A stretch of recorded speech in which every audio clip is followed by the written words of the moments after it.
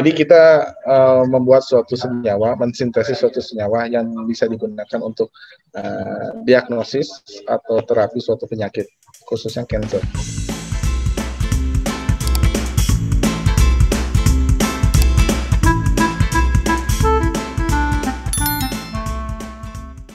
Selamat sore sahabat literasi, salam sehat, salam semangat.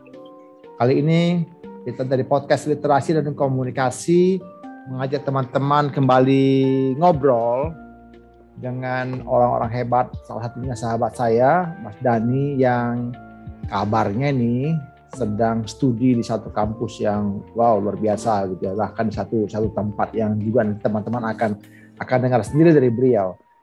Pembelajaran ini kami harapkan menjadi satu motivasi, stimulus bagi sahabat literasi yang memang punya niat tinggi untuk studi tinggi begitu. Meskipun Anda tidak punya ekonomi yang cukup gitu, jangan takut, banyak kesempatan yang bisa kita raih begitu ya.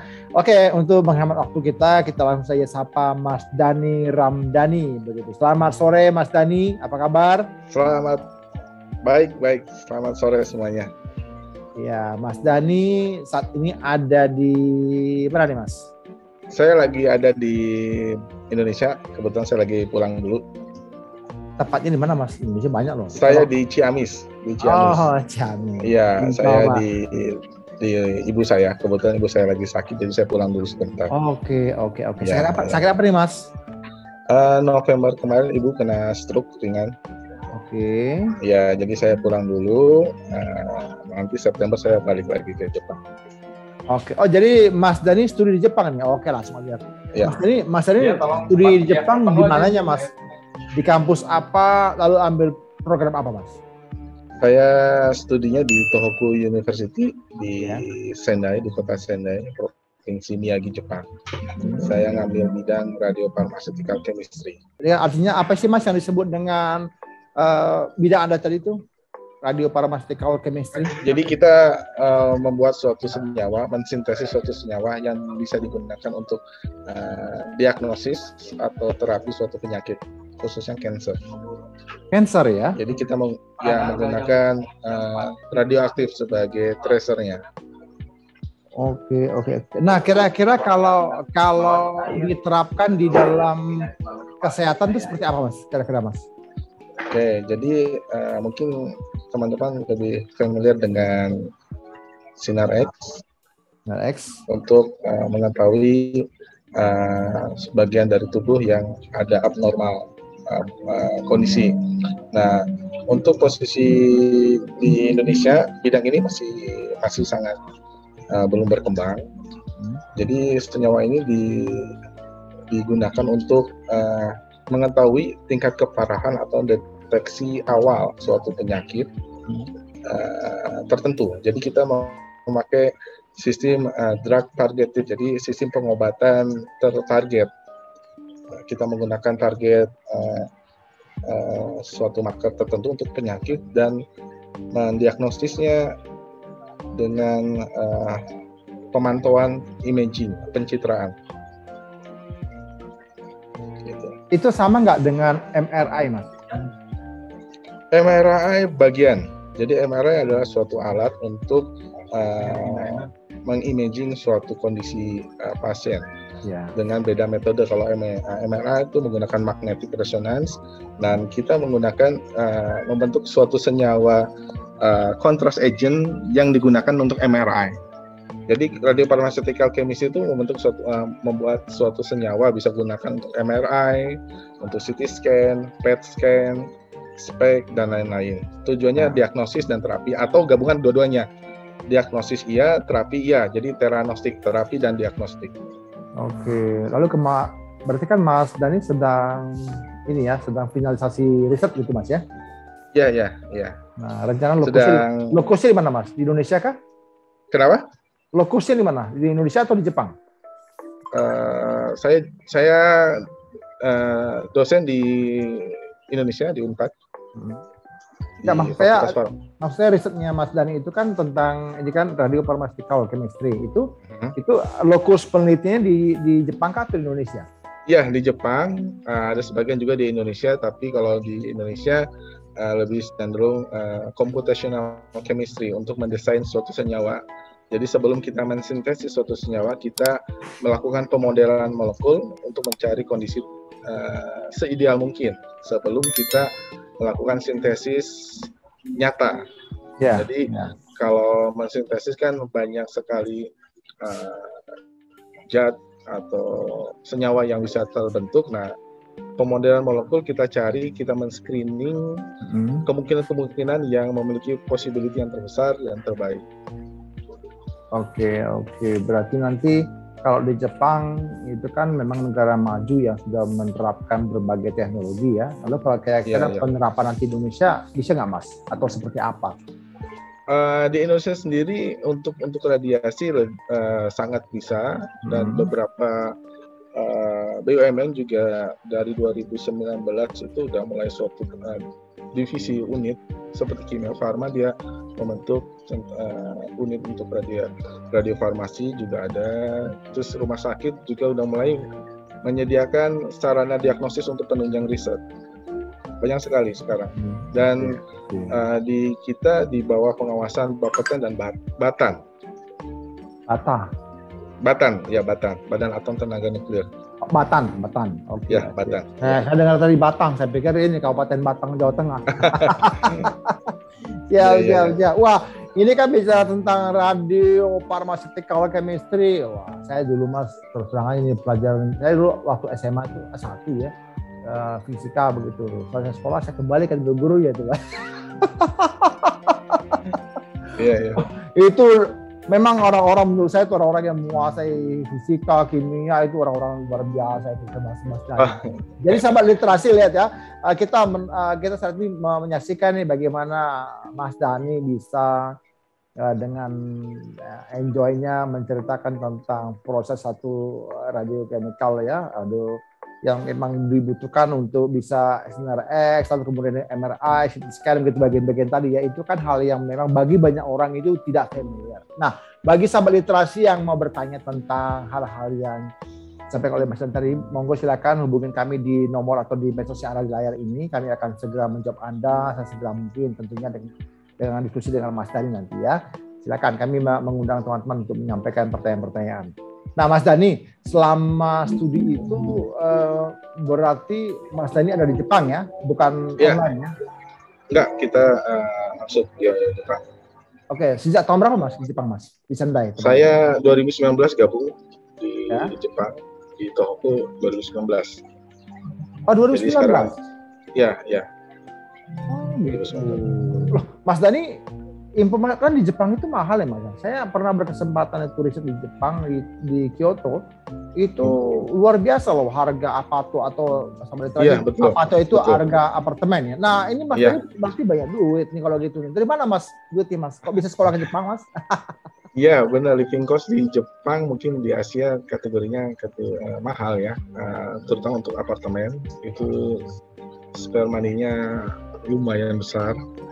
Alhamdulillah saya disupport oleh beasiswa pemerintah PDP.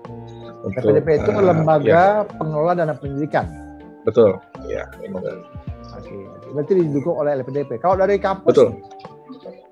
Kampus enggak, karena kita enggak mengenal double funding. Jadi di kampus Unpad sendiri ada beasiswa untuk staff, tapi karena saya udah ada, jadi di regulasinya juga tidak boleh double funding. Jadi ya kita follow the rules-nya.